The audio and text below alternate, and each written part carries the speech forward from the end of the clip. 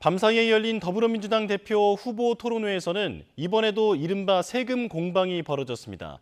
종합부동산세와 금융투자소득세가 징벌 과세다, 부자 감세다를 놓고 공방이 있었는데요. 내용 살펴보겠습니다. 먼저 포문을 연 건 김두관 후보였습니다. 앞서 1차 토론회에서도 종부세와 금투세 완화 입장을 피력한 이재명 후보를 상대로 후보가 공약한 민생 문제 해결을 위해선 예산과 재원이 필요한데 세금 완화가 적절했느냐고 비판한 건데요. 이재명 후보는 이렇게 대답했습니다. 조세는 국가 재원을 마련하기 위한 수단이지 개인에게 징벌을 가하는 수단은 아니다. 그 점에 대해서 반발이 있다는 현실을 우리가 인정하자는 것입니다. 그 집이 좀 비싸졌다는 이유로 거기에 대해서 징벌적 과세를 하는 것에 대한 반발이 너무 심하니 1가구에 대한 실거주 1주택에 대해서는 대폭 완화하고 대지, 임야, 건물 이런 데에 대한 세금은 좀 더 올려서 충분히 균형을 맞춰갈 수 있다는 생각을 하고 있었다는 점 말씀드리고요. 그러니까 종부세 세금 성격 자체가 징벌성 논란이 있어 애초 취지인 재원 마련 성격과 달라졌다는 겁니다. 다른 종목의 세금으로 이를 보완할 수 있다는 주장인데 그러자 김두관 의원은 이렇게 맞받아쳤습니다.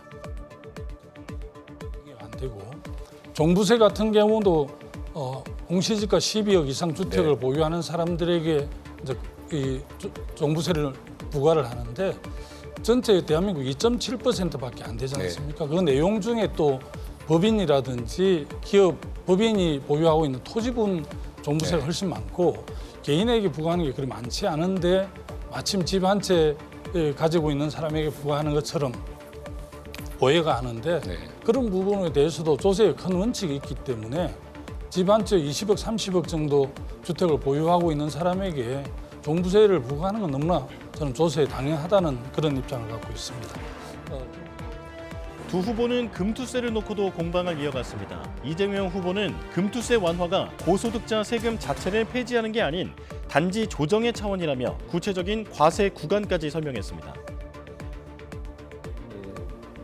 금투세 다시 좀 더 추가로 말씀을 드리면 지금은 5년 동안 연간 5천만 원, 2억 5천 이상을 벌어야 세금 대상이 되지 않습니까? 그렇습니다.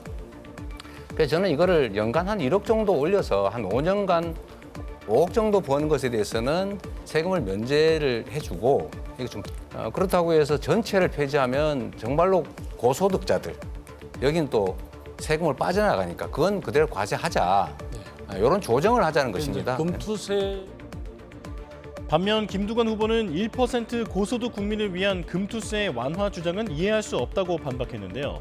당이 그동안 보호해온 대상은 중산층과 서민이라고 말했습니다.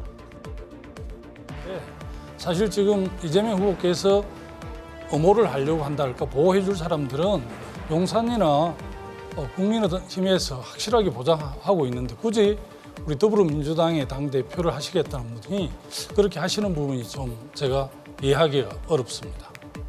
이런 조정을 하자는 것입니다. 금투세는 전체 주식 투자하시는 분들이 한 1,450만 정도 되고 그 1% 한 15만 명에게 부과하는 거잖아요. 그리고 연소득 금융 투자를 해서 5천만 원 이상 버는 사람한테 부과하는 거기 때문에 뭐 국민의힘이라든지 지금 정부에서는 그럴 수 있지만 중산층과 서민의 정책 입장 확실하게 대변하는 우리 당에서 그렇게 하는 점에 대해서 잘 동의가 안 되고